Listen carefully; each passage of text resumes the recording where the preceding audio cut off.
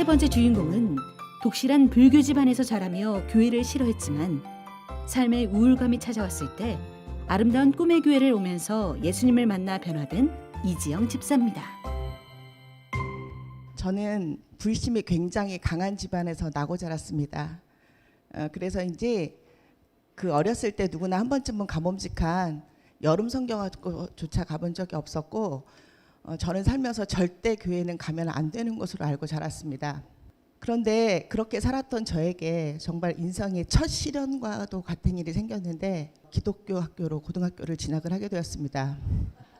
학교 시간표를 받았는데 예배와 기도 시간은 기본이었고 다른 학교보다 성경이라는 한 과목을 더 하는 그런 중퇴대한 위기를 맞게 되었습니다. 정말 짜증이 났고 학교가 가기 싫었습니다. 기도와 예배와 기독교 학교니까 거기까지는 이해를 했는데 성경 시간이면 저희 학교에서 교목 선생으로 계시는 선생님께서 들어오셔서 수업을 하셨는데 별로 중요한 것 같지도 않고 딱히 믿기지도 않는 얘기를 너무 강제적으로 하셔서 정말 성경 시간이 싫었습니다. 학교를 전학을 해야 되나 하는 생각을 하면서 그렇게 고등학교 시절을 보냈습니다. 나이가 먹고 성인이 되어서 결혼을 하게 되었는데 저희 남편은 저 못지않게 교회를 싫어하고 하나님 존재 자체를 부인하는 사람이었습니다. 그런데 둘 다 하나님을 몰랐기 때문에 교회를 안 다니고 하나님을 몰랐지만 살아가는 데는 큰 문제가 없었고 그냥 남들처럼 평범하게 잘 살았습니다. 그렇게 시간이 지났고요. 저도 어느덧 중년이라는 나이에 접어들게 됐습니다.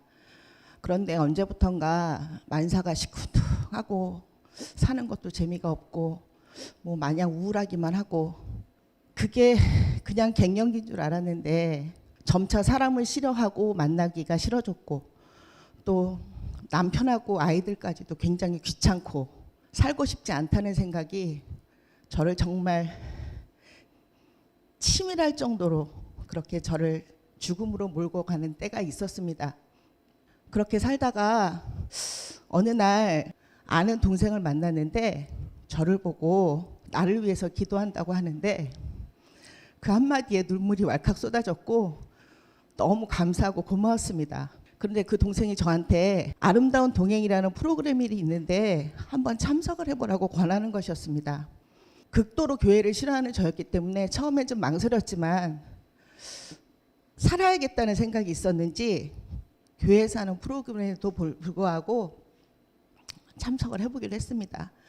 동행 캠핑가 시작이 되고 기도를 하고 말씀을 듣는데 정말 하염없이 눈물이 흐르는 거였습니다. 그때는 내가 너무 많이 힘들어서 내 서름에서 나오는 눈물이었니 했는데 어떻게 걷잡을 수 없이 쏟아지는 눈물에 정말 어떻게 할 수가 없었습니다. 그런데 그때 제 마음이 이런 울림이 있었습니다. 사랑하는 내 딸아 잘한다. 괜찮다 괜찮다.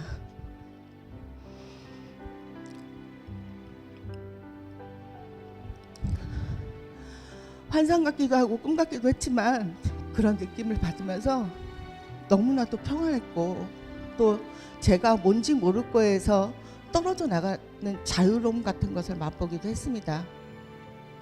교회 다니기 전에 저의 성격은 지금 생각해보면 정말 끔찍하고 엉망진창이었습니다. 저하고 다른 거는 인정조차도 하려고 하지 않습니다. 그러다 보니까 남편하고도 제 마음에 들지 않으면 식음을 전폐하고 정말 제 자신을 달달달달 볶으면서 살았습니다. 그랬던 제가 교회 와서 많이 편안해지고 좋아지는 거를 저도 느끼는데 저 아닌 다른 사람들도 그런 걸 많이 느끼는 것 같습니다. 제 주변에 있는 지인들이 저보고 사람이 너무 바뀌었다고, 사람이 바뀌면 죽는다는데 이렇게 제가 바뀌고 달라지니까 저희 남편과 아이들도 이유는 모르지만 무척 좋아들 했습니다.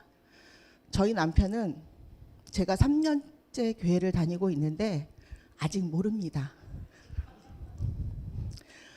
주변 권사님이나 집사님이나 목사님이 말씀하시기로는 성령님이 저희 남편의 눈을 가리워서 못 보게 하신다고 하시는데 그 말이 맞는 것 같습니다. 그래서 요즘은 좀 더 담대하게 새벽기도까지 나오고 있습니다. 이렇게 하나님께서 저를 너무 많이 변하게 하셨고 다른 사람으로 다른 모습으로 살 수 있게 해주셔서 저는 얼마나 감사한지 모릅니다. 말 그대로 진짜 은혜의 강물에 발가락만 담갔는데 너무 많이 쏟아서 흘러 넘치게 부어주셔서 정말 하나님 아버지의 은혜에 감사하는 나라를 살고 있습니다. 제가 살면서 제 삶에 하나님이 안 계셨을 때 저를 하나님께 인도한 사람이 있었던 것처럼 저도 하나님을 모르는 사람들을 하나님께 인도할 수 있는 그런 사람으로 살고 싶은 그런 마음이 있습니다. 넘치게 부어주시는 하나님의 은혜에 정말 은혜와 감사 그리고 찬양을 올려드립니다.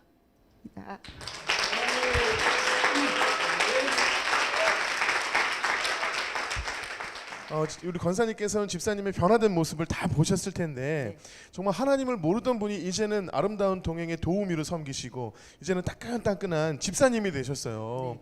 정말 하나님께서 은혜로 남편 모르게도 집사까지도 되게 하셨는데 정말 많이 변화되셨을 거 아니에요. 네네. 우리 권사님이 보시기에 우리 집사님 어떤 부분이 가장 많이 변화가 되셨나요? 제가 옛날에 이제 이분이 지금 그렇게 얘기하셨잖아요. 네. 옛날 학교 다녔을 때 성경 공부하고 그게 너무 싫었고 근데요 제가 생각할 땐 그랬어요. 그때 들었던 성경 말씀들 너무 싫었지만 들었던 하나님의 말씀이 이분한테 이제서 열매가 맺고 있는 게 아닌가라는 생각을 했습니다. 작년까지 권찰님이셨어요. 근데 3년 됐는데 올해 집사님이 되시면서 전 집사 직분 받고 이렇게 행복해하는 분 처음 봤습니다. 이 집사 직분이라는 거에 대해서 제가 다시 한번 생각하게 됐고요. 네. 또 중요했던 거는 권찰님이었지만 권사님 같은 권찰님이셨어요. 네. 많은 분들이 권사님 아니냐고 할 정도로 그랬는데 그래서 네. 또 많은 생각을 했습니다. 정말 그 어릴 적 들었던 성경 말씀 어디선가 들려왔던 그 말씀이 이렇게 때가 되면 열매가 맺는구나. 그것도 급속도로 강하게 열매가 맺는구나. 이런 생각을 해서 이분도 지금 전도에 대한 사명을 엄청나게 갖고 있지만 네. 앞으로 이분을 통해서 얼마나 많은 영혼들이 죽게 돌아올까 그런 생각에 저도 또 저를 쳐서 복종시켜서 더 많이 전도해야 되겠고 더 하나님 사랑을 알려야겠다는 생각을 이분 때문에 제가 갖습니다. 많은 분들이 이분 때문에 더 도전을 받고 네. 가고 있습니다. 정말 감사합니다 하나님께. 네, 아멘입니다. 권사님 같은 권찰님 정말 얼마나 뜨거우면 그렇죠. 정말 주님 만나시고 우리 집사님 주님과 동행하시면서 새로운 삶을 살고 계시잖아요. 네. 그 가운데 은혜가 되고 위로가 되는 찬양이 있다면 어떤 찬양이 있을까요? 광야를 지나며라는 찬양을 듣게 됐어요. 그런데 저희 교회에 양육반을 할 때 출애굽기를 갖고서 하거든요. 근데 이 출애굽기 안에 저희들이 살아가는 그 모든 것이 다 담겨져 있더라고요. 그랬는데 광야를 지나는 순간은 비록 많이 어렵고 힘들지만 하나님께서 절대 굶기시지 않으시고 또 저희 버리시지 않으시기 때문에 결국에 믿음의 승리를 하실 거라는 생각이 들어서 그 노래를 굉장히 좋아합니다. 아멘입니다. 광야는 힘든 것이지만 또 은혜의 자리인 줄 믿습니다. 우리 아직 가족이 또 아직 주님을 영접하지 않으셨지만 우리 남편분께서도 이번 기회를 통해서 함께 예배하는 그날이 올 줄로 믿습니다. 네. 그런 마음으로 광야를 지나며 제가 찬양 선물해 드릴 텐데요. 앞으로도 광야 가운데서 만나주시는 그 주님의 은혜 가운데서 승리하는 두 분 되실 수 있도록 힘찬 축복의 박수 부탁드립니다.